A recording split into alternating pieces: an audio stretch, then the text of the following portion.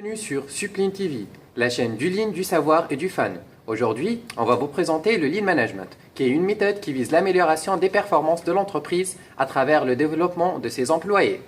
Et là, on va vous présenter le premier principe du Toyota Way, qui est de fonder vos décisions sur une philosophie à long terme, même au détriment des objectifs financiers à court terme.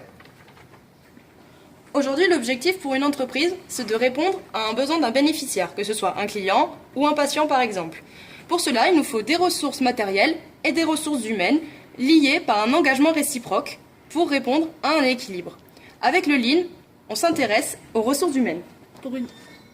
Pour une amélioration de performance et donc satisfaction du bénéficiaire, nous nous intéresserons à la boucle du succès. Cette approche est composée de 4 phases fondamentales. La première phase, préparer. Plusieurs critères s'instaurent dans la phase de préparation. Sécurité et santé des personnes, qualité du produit, production et donc le process, rangement régi par des règles. Nous commencerons par sélectionner l'objet de notre étude pour être précis. Nous allons consacrer 50% de notre temps à rechercher les standards et les normes qui cadrent les critères choisis. La deuxième phase, réaliser, on passera alors à la réalisation de l'étonnement par observation neutre sans porter de jugement. La troisième phase, évaluer, nous fixons un indicateur pour mesurer de façon qualitative notre observation.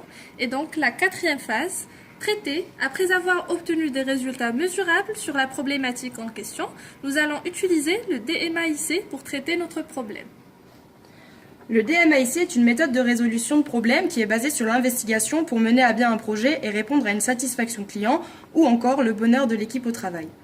Tout d'abord, le D pour définir la problématique observée, par exemple le mal-être de l'équipe ou un poste de travail non ergonomique, ainsi que tout l'environnement qui est concerné par le projet, avec la méthode du QQOQ-CPC, qui, quoi, où, quand, comment, pourquoi.